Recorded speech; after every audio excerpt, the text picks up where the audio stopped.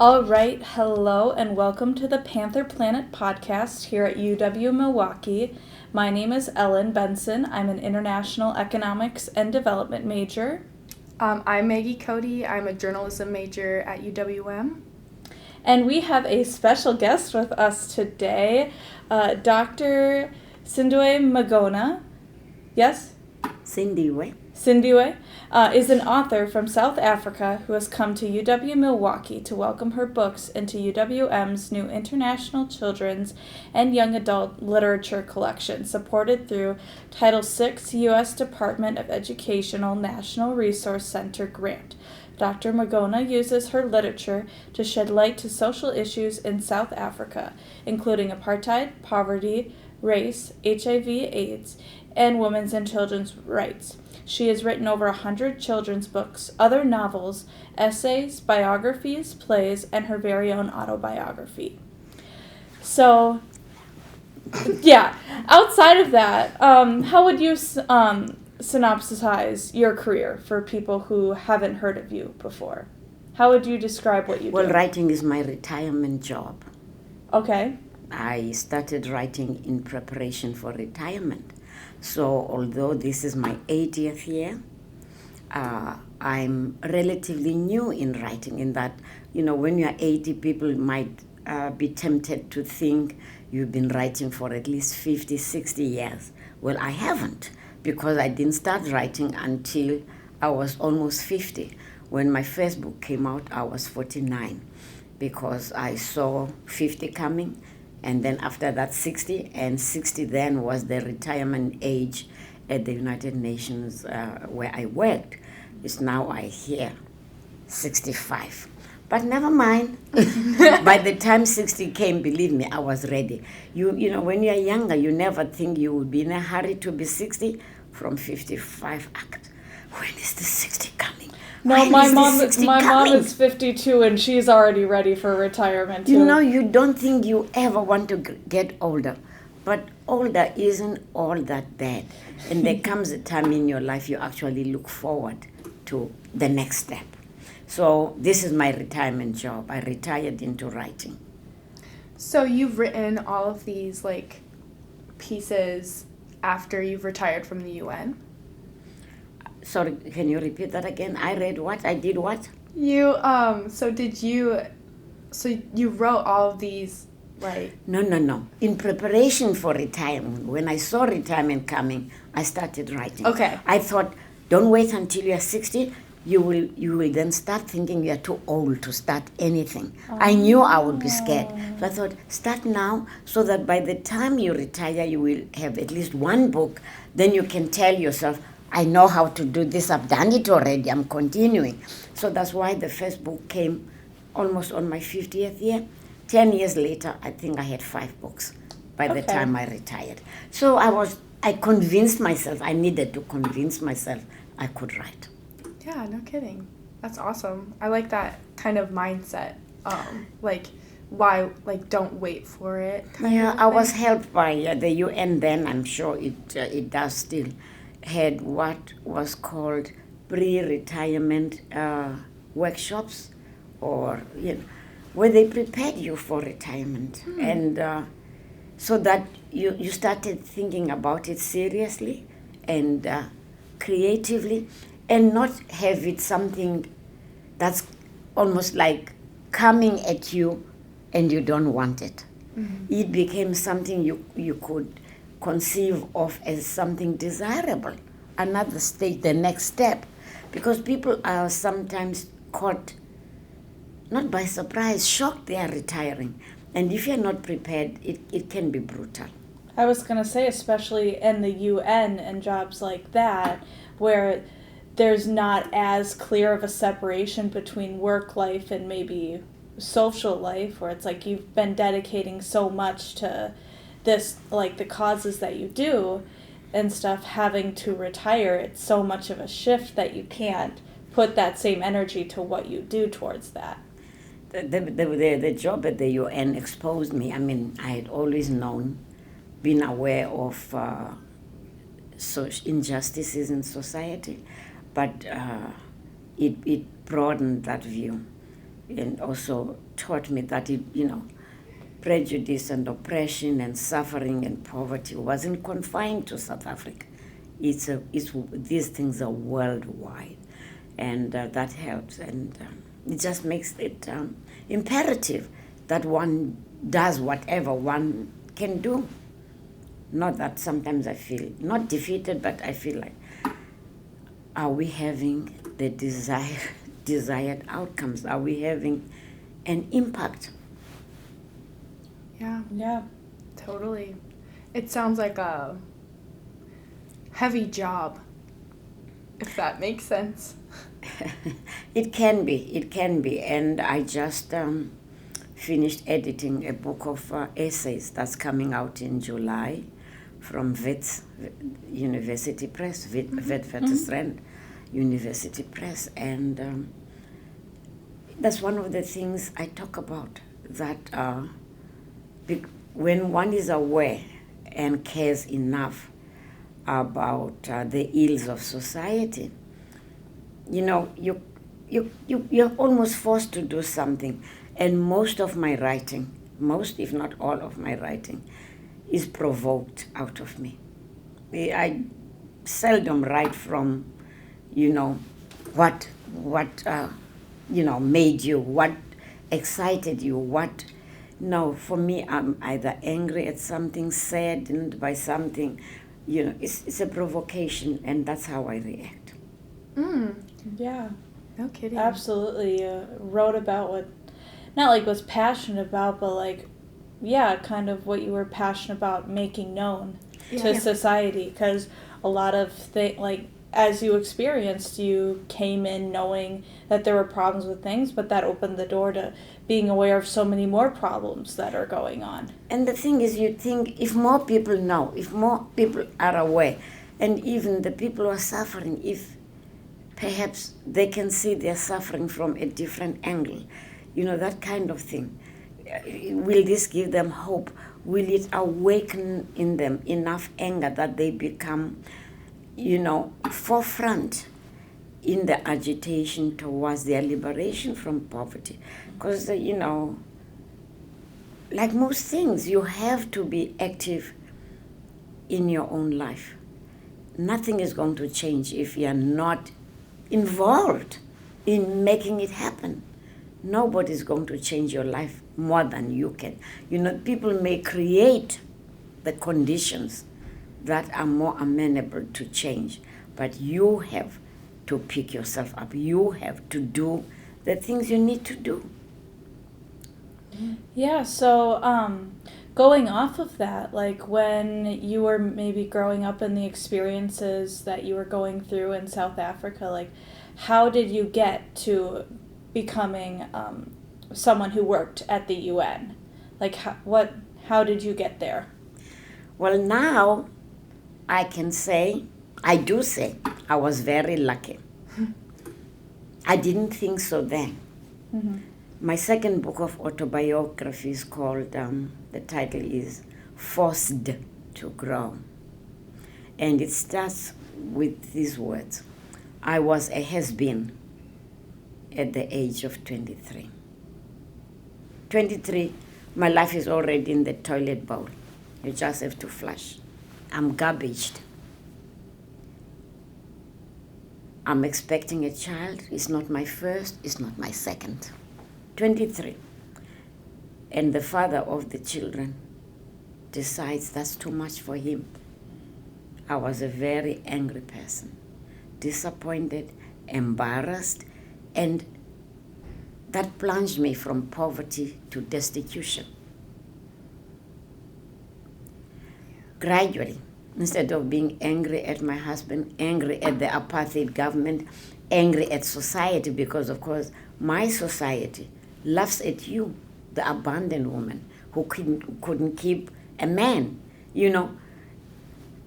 And I have these children, and because I'm not a citizen in South Africa. We were not citizens. People like me were not, because of apartheid. Legally, I couldn't even apply for help from the government. When you are not a citizen in a country, you don't qualify for aid. But I got to a stage where I was angry enough, not only at these three entities, the government, my husband, and society at large. I got angry at myself because I saw I had made bad choices. No one should have 3 children by age 23. No one. But looking back, I wonder if my life would be what it is today if I hadn't hit rock bottom like that. That became the stepping stone. I was forced to grow because I looked at my children, and I come from parents who didn't have any certificate of education. I had a few. For who I was called educated. I'd finished 10th grade, but we qualified black people could train as teachers. Other people had to matriculate, finish high school, go to 12th grade. We didn't. Government was very kind on those it oppressed. Your qualifications didn't really matter. You didn't have a high standard to maintain. But I was a primary school teacher. And there I was, poverty-stricken.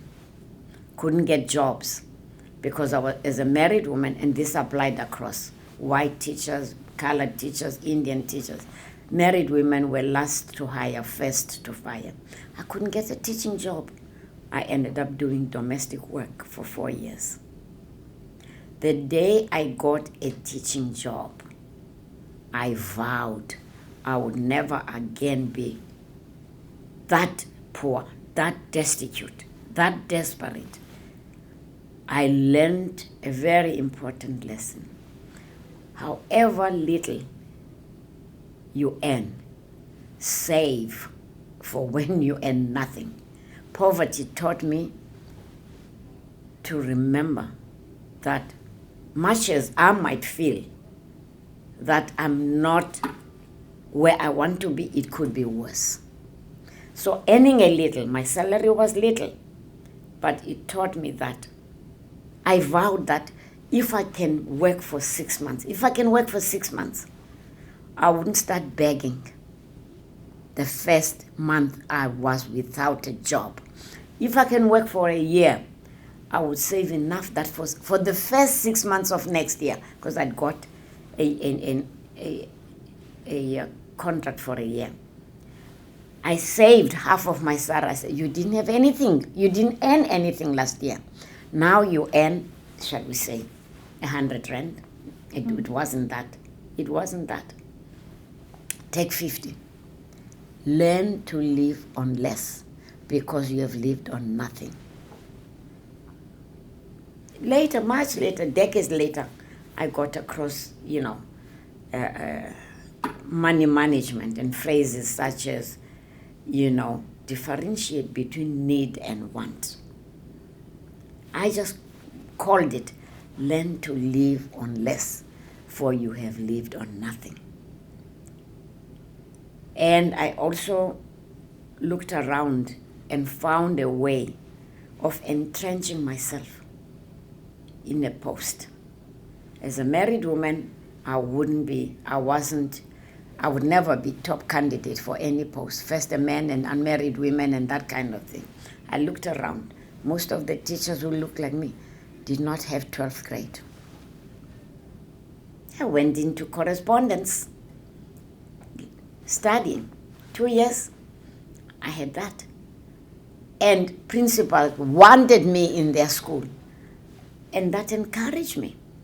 After high school, I did A-levels, correspondence, university, London University. Then I did my undergrad, UNISA, University of South Africa, correspondence. 5 years it took me. I graduated. Went to Columbia, did a master's, graduated last year. I finished my 79th year in August. September, I graduated PhD. Never too late. That's incredible. Forced to grow because you just have to remember, be reminded. Anybody, everybody can be the best they can be. You just have to remember the dream you are, the dream of the universe, the talents you bring to the world. You've heard we are here for one reason and one reason only, to leave the world a better place than we found it. How? Using ourselves, our talents. But we forget. I'd forgotten. Wow. Very inspiring story. Yeah. Thank you. Absolutely. After you like became a teacher and stuff, did like the more you go, like did you get more support, or did you still have a lot of backlash being No, once you start on a journey, people are kind. You get support, you get people who will mind your children because you're doing something they admire. You get scholarship. You don't think I paid to go to Columbia? No. Columbia University in New York from South Africa? No. They had to give me enough of a scholarship that they had to pay for the cab fare to the airport. You can't give me tuition and books. You've got to take me to the airport. Giving me the air ticket is not enough. Take me from my house to the airport. You see what I mean? I got help. There's a lot of help in the world. Once you start agitating for your own improvement, there's a lot. That's why it sorrows me to see people trapped, almost jailed, imprisoned in poverty house, poverty veil, poverty province, whatever you want to call it. It needn't be so. The only people who can't help being poor are babies born into poverty. But by the time you're 16, 18, figure a way out. Poverty is not an incurable disease. Nobody should live all their life in poverty. That's for me, the synonym for poverty is misery. I know people don't want to be poor. They find themselves there. But hate poverty. That's what happened to me. I hated it. And I vowed my children would never do the jobs I was forced to do. Domestic work or garden boy for the boy? No. Because I had no right to have those children in the first place. I needed to give them a step up so that they'd never be as poor as we were when they were babies. Now I look back at my husband's abandoning us and I think, thank God. If he had not, I didn't have all these plans to study. No. I'd probably be long dead by now because poverty kills. Poor people don't live long lives. May I ask what your children are doing now? They're no longer children, that's for sure. They're doing whatever they want to do. Crazy how that works. Yeah. They're doing what they want to do. Well, that's good. Yeah. But the one thing we were all clear about was that 18, 25 or first degree, they came to the United States, they studied here, they graduated, they went back. You're on your own. You saw my journey. Don't repeat the mistakes I made. Because this grandmother isn't going to be looking after anybody's children. I have a life to live. Because I'm trying to, I console myself. That's the way I have consoled myself. That I messed up, but I made some amendments. Each one of the children has at least a university degree, graduated. So I think I did well by the kids. Then I think to myself, I missed out on that young, that carefree young adulthood that I wish on every young person.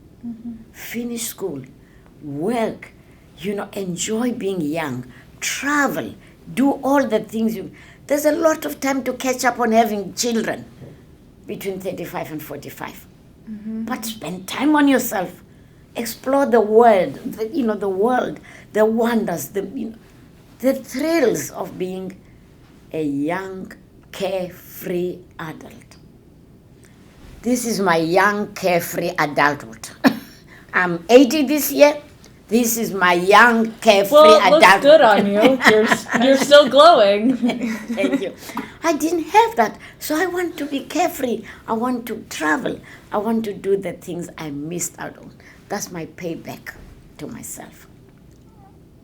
I just really admire your mindset and the way you speak about things. It's really inspiring and really, I feel as if from the people that I talk to, their perspective isn't as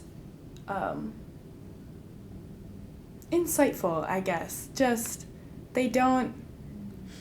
Not that I've been very they're great fortunate. people, but I've been very fortunate, honestly, to have known the depths of despair and poverty. I'm not wealthy, but there's no way I could ever be as poor as that. Today, when I don't have anything to eat, and it does happen, I was too lazy to go shopping. Or, worse still, too lazy to cook what is already in the house. I could go hungry, but that's a choice. And I'm not suffering. I laugh at myself. Okay, maybe it will just have to be cereal and yogurt for dinner. That's okay. I have those choices. I wish this on all the poor people in my country. I wish I had a magic carpet that I could put people there and say, look at my life. Not bragging, not putting them down, saying, I was where you are. You can be where I am. What is the alternative to becoming the agent for change in your life? What is the alternative? Stewing in poverty? Are you enjoying it? Do you love being poor? No. Get up and go. Hate it enough to live it. We should all hate poverty. The poor more than anybody else. Hate it enough to do something. And be mindful you don't make bad choices that sink you even deeper into poverty. See, when I was 23, husband left. For 5 years, I didn't even want to look at a man. I didn't want a relationship. By the time I did, I was wise enough not to have more children. Because what would that have meant? Sinking deeper into poverty. all right. Do you mind if we move on? No, you do. Okay, awesome. You are in charge. So what was it like writing your autobiography? Because it seems like a very vulnerable thing to be putting together. Could be, if you know what you're doing. You see, my autobiography, which is in 2 parts, that's where I started writing. I had no idea what I was doing. I had this urge, and from talks I did, discussion groups we had in South Africa, women or mixed, trying to find ways of changing things in a peaceful way. I got to understand that not everybody in the country understood what it was like to be me. Not the white people who made the laws and ran the country without my say-so, made laws for me. And I'm not saying let's feel sorry for white people. People always misunderstand me. But I got to realize that a law didn't know what the impact was on me. Or they knew that it meant we were not equal. But my suffering was very vague. Removed from them. Yeah. South Africa was so successfully divided we could have been living in different countries. White folk, coloreds, they were called colored, Asiatic, Indians and Chinese, and Japanese were honorary white. And and us. And the oppression was leveled like that. Of course, white people were not oppressed. You know, the Asiatics were almost like the coloreds. Yeah, and we were at the bottom of the rung. Even among the oppressed, there was no cooperation. Colored people looked down on black people as they were looked down upon, that kind of thing. And I realized that things would change in South Africa one day. I didn't think they would change it. Nobody in South Africa, nobody thought apartheid would die during our lifetime. Nobody. And, but I thought, where's Charlemagne? Where is all the great dynasties that have been? They petered out and died. The apartheid dynasty would die one day. And I thought, then there would be people, you know, those scientists who go around digging and saying, they use these kind of spoons, look what I discovered. There's a name. They go to university to study such things. Archaeology. Yeah, I was going to say archaeology. Yes, I thought, you know, in 2,000 years or more, people would be wondering what it was like to be an ordinary child, an ordinary human being who happened to look like me. So I was writing for posterity. The title to my children's children is not to my biological offspring, it's to future people. So I was not at all embarrassed or constrained in writing about my life because I wasn't hindered by the idea you're going to read this book and look at me and ask questions. How could you? No. Today, my biographies are sometimes used even in social sciences like sociology or psychology. And people admire me. They say, you know, the frankness with which you bear your soul. Well, I wasn't bearing my soul for you.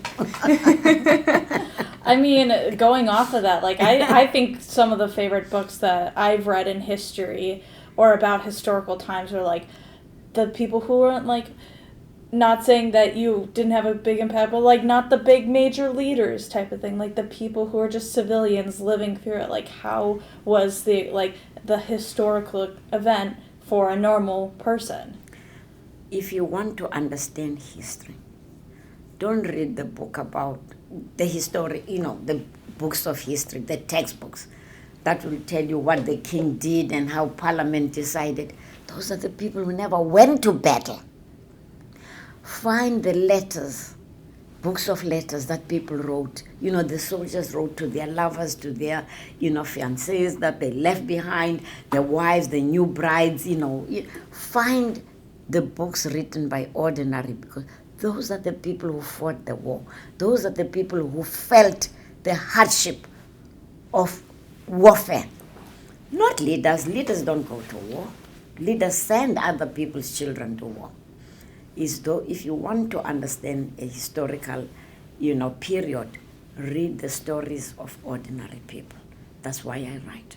I write stories of people who look like me or who know people.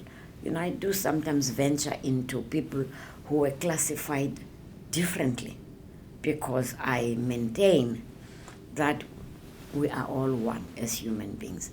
And I need to understand not just myself or people who look like, I need to understand all humanity, everywhere. Mm-hmm. They are. They may be in South Africa, rest of Africa, Europe, China, it doesn't matter. What happens in one place affects all of us.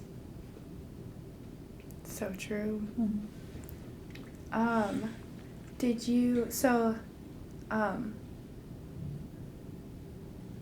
When writing your stories, do you have a different approach that you take when you're writing to adults versus when you're writing to children, especially when you're talking about different social issues? Like your children's books You compared have a to your... different approach when you are writing any book, Right. because you know, you have to angle it, you know, towards the future reader. Who am I talking to? So obviously when you're talking to a child, it's going to be slightly different. But the respect has to be there. Whether you are writing to a child or to a grown-up, the first command for me is to be respectful and try to put yourself in the shoes of that person you are addressing. Who are they? What are they? Where are they? How are they? And why am I talking to them? Sometimes a book would be a children's book, but one of the books, like Skin We Are In, is called a children's book.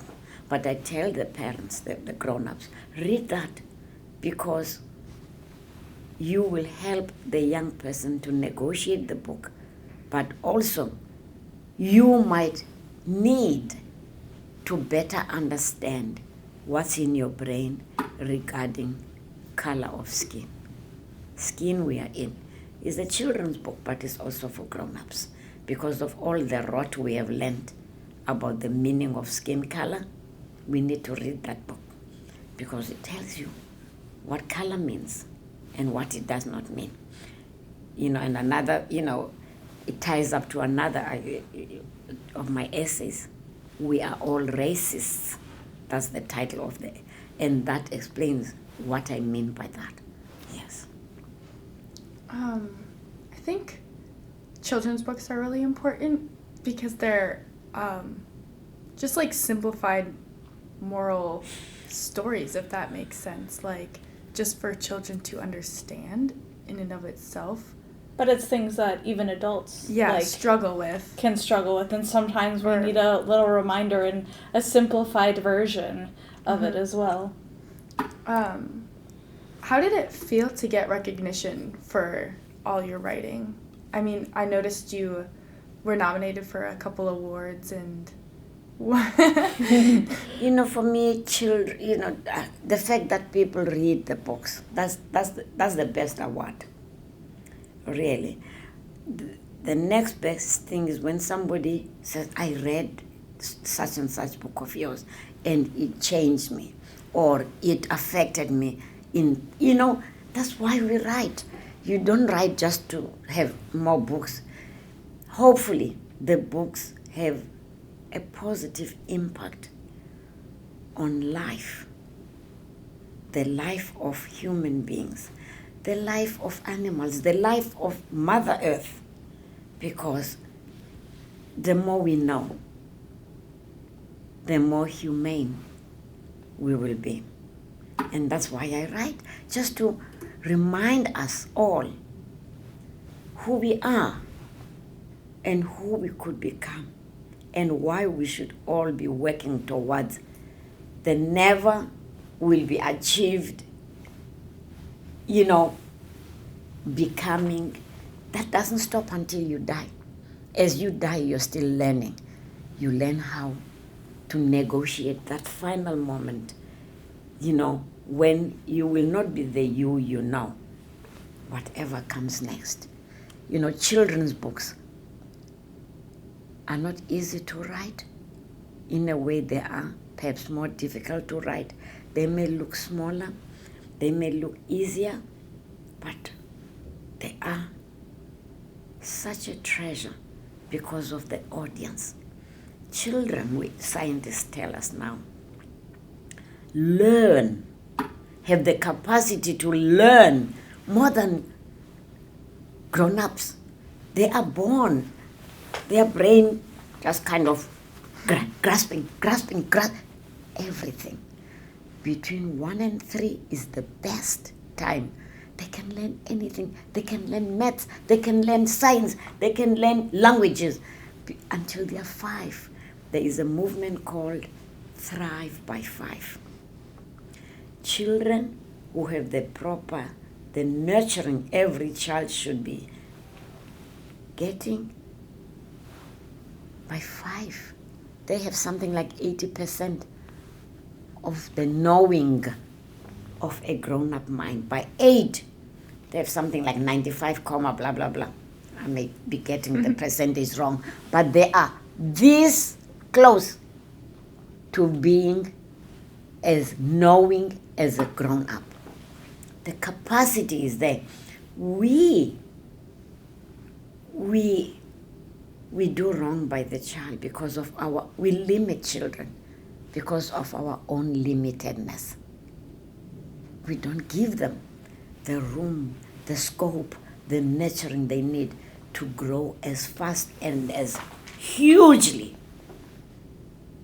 as they could, as they are able to. That's why I have such a...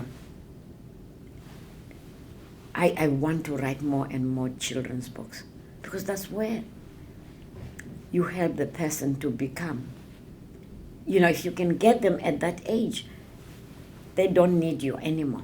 Then the rest of they will negotiate all the ups and downs life will throw their way.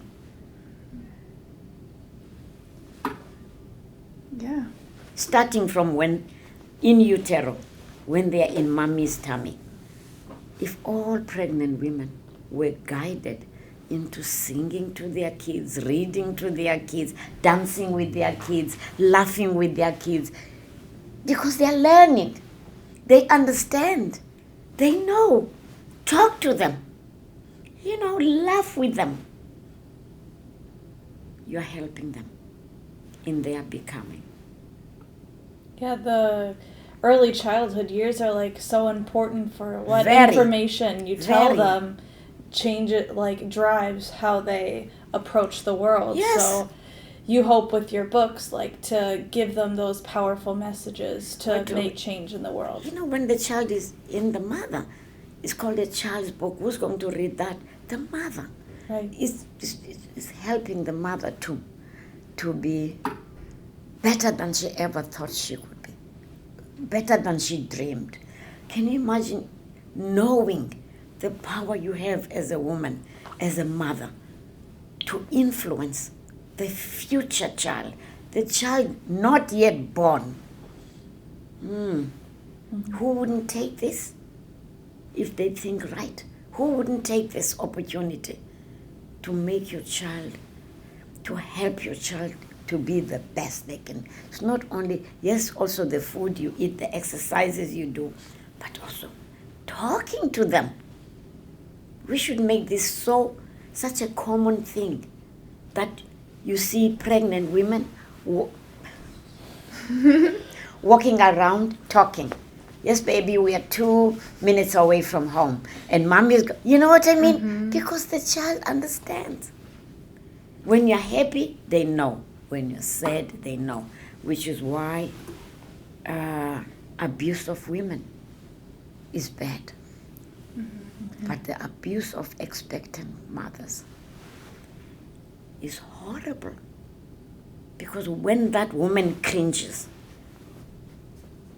the baby knows and feels that grief.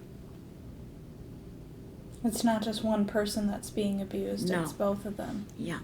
You're going to bring out a child who already is traumatized. Mm-hmm. From like a psychological standpoint, mothers and like fathers influence like the way their kids even make relationships in their adult life, like even further removed from them. Yeah, I don't know. It really does start with everything starts at home. Yeah, it all comes back to the being home a baby. is a model for the child. When parents are in a loving relationship, the child learns. That's what love means. When parents are busy doing this, the child believes that's what it means to be together. Mm-hmm. So grown-ups should take their lives seriously, solemnly, because we are, whether we like it or not, whether we know it or not, we are role models for the next generation. You are. Children you don't know look at you smiling, wearing this, and they already take the colors you wear. You know, what you wear, you make decisions and you have no idea what informed those decisions. Not totally. You know, you see somebody with a dress with pink and green and you think, I never thought those colors go together. You may not know in the distant future. You buy a dress with pink and green. You don't know who that woman was. But She influenced we are you. always learning. We're always influencing each other. Yes. Yeah. So going into some of the issues that you talk about and advocate, Beauty's Gift is arguably one of your most successful novels. That's kind of what we saw when researching your stuff. And you touch on a lot of different social issues that face women and people in Africa. And when we noticed in the research that there was a relationship with the patriarchy and HIV and AIDS. Could you explain maybe like the correlation that you found between that, or like the connection that you found? Well, the connection is really how women's lives are in jeopardy, always in jeopardy. And the sadness of it is that this comes about not through enemies they have, but through the lovers, the husbands, the partners they have. And that for me is more insidious, that death will come to you through lovemaking, the most intimate interaction between human beings. That should be moments of exceeding joy, pure. You know, it should really be treated with relevance. And yet, because people are not always loyal, are not always good, are not always kind, are not always honest. Millions of women, if you Google, do research on what AIDS has done and is still doing in South Africa, it's cruelty, it's evil. Beauty is one of 5 women who are friends from when they were little and have kept that friendship. They call themselves the FFF, 5 femme friends for life. Okay? And I chose to make the characters, you know, not poor. None of those young people is poor. They are all professionals, social worker, lawyer, teacher, nurse, or whatever. I can't remember, but they are all professionals. And yet Beauty dies from AIDS, or an AIDS-related illness. And Beauty's husband is a known playboy. And Beauty has never known another man. Guess who dies of AIDS? Beauty. And her gift in the title, that was at a time when people were not open. It would be, no, she had pneumonia, no, she had TB. Nothing, nobody wanted, because there was shame attached to it. You know. So, but Beauty realized that although the husband had said to her, this is between you and me, they didn't tell family, but she realized that her friends were at risk. And she took this huge step for the times to call them and tell them as a warning, do not fool yourself. We know when our men step out of the relationship. do what you need to do. Either get out of the marriage or relationship, or always use protection. If he doesn't, and you know he is with other people, then tell him he can go to Honolulu. Well, you know what I mean. Yeah. Yeah. So each one of these women, all 5, faced different, for Beauty it was, a husband who was all over the place. Someone else was a traditionalist, who the husband is, who will not allow this or allow, but that kind of thing. The other one, each one of these women, I made them each to almost be like the figure that stands for a particular kind of suffering or oppression that women are under in South Africa. So, whether it's control, where even the money you earn is not in your hands. That kind of thing. It's almost like, from my interpretation, is that the women are like obeying what society tells them, and like their expectations and the purity aspect of it, and it's the men who are not obeying it, but then the women are still the ones getting punished. Yes, in the end. they're the ones who suffer. If you give your money to your husband and he goes and womanizes or goes and plays cards, who's suffering? You and your children, and you work and you're a professional. It's not just something that happens in poverty. It happens at all. No, that's why hierarchy. I made Yeah. I made the characters not to, because there was this myth that this kind of nonsense only happens to poor black women because they are so dependent on the man. They cannot put their foot down. No, it happens to women who are in a position to put their foot down. But do they? Look at Beauty. Beauty knew her husband was a player. In fact, in one scene, Beauty sees the husband who's supposed to be away, on a job-related trip. She sees the husband grocery shopping with someone else. And it is Beauty who hides her eyes. Doesn't confront, doesn't want the embarrassment. Yeah. Yeah. So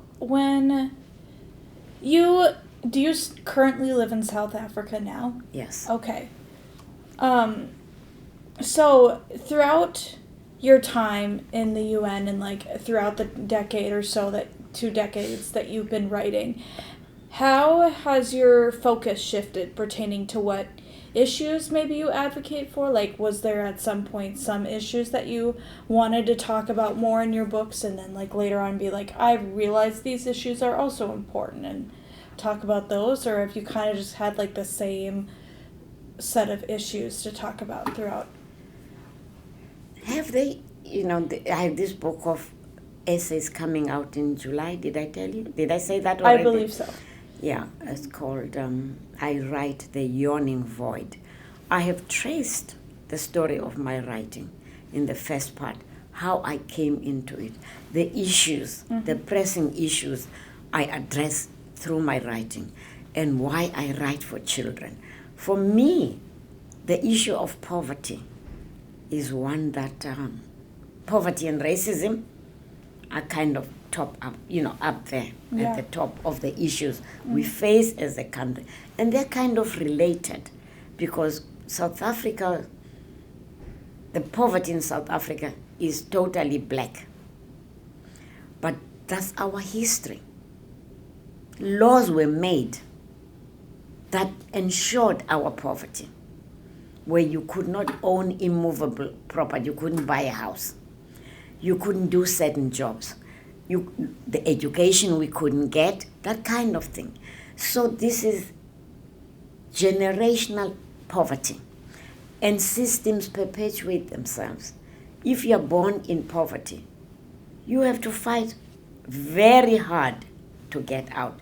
It won't happen automatically. So I addressed that in the essay called Do not choose poverty. I made it provocative like that because saying avoid poverty, no. You can be born in poverty, but by the time you reach your late teens, the choices you make could sink you deeper in. Do not choose poverty. Even if you're born into poverty, be aware you could go deeper. So choose. Make choices that don't sink you deeper. Make choices that actually help you get out of poverty. So that to me is important. It's also linked, all these things are related to childhood, because that Thrive by 5, I've coined during this conference when I was in, I have a new phrase. It's your slogan. Black Thrive. Because I realize until we have Black Thrive, Black Pride means nothing. It's not going to happen. And I say that because in South Africa, by Black Thrive, I mean the thriving of the poor. It so happens in South Africa, poverty is black. That's what I mean by Black Thrive. When I Googled the thriving of children in South Africa, 90% of children who look like me are not thriving. What does that import for the future of the country?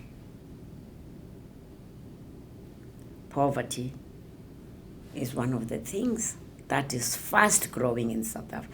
Since the end of apartheid, that's what is. Poverty has grown, teenage pregnancy has grown, and these are again related. And sadly, the education of the children of the poor, is worse now than it was during apartheid. Jeez, I did not know that. Yeah. Look at the stats, look at what, the reading, even the reading, the ability to read, it's worse now for black kids. It's tells you something. Mm-hmm. I think last question. Yeah, I just want to know, what was your favorite work that you've published? Or is there one that, if someone was supposed to read one thing from you? No, I don't have that. You know what? The best book now for me is the one that's about to be born. It's like motherhood, parenthood. You love all your children. But I used to say that about my 3 when they were little, which is, it depends on what the child is doing right now. Rotating. Which one is sparkling? Then, for that moment, you love all your books. I talk a lot because of the issues about skin we are in. It also happens to be one of the newest one. The novel that came out 2 years ago now, my God, time goes so fast. My newest novel, Village, When the Village Sleeps. There's this African saying, it takes a village to raise a child. The question I'm asking in that novel, what happens when the village sleeps? Because in my country, village South Africa is snoring. Look at what's happening to the children. We have absconded from our responsibility of minding the children of the nation. Children don't belong to the biological parents only. All right, well, thank you so much for coming in. I really enjoyed talking with you and definitely feel inspired by the things that you've said. And yeah, it was great to hear your perspective on a lot of things, and your story is incredible. So thank you. Yeah.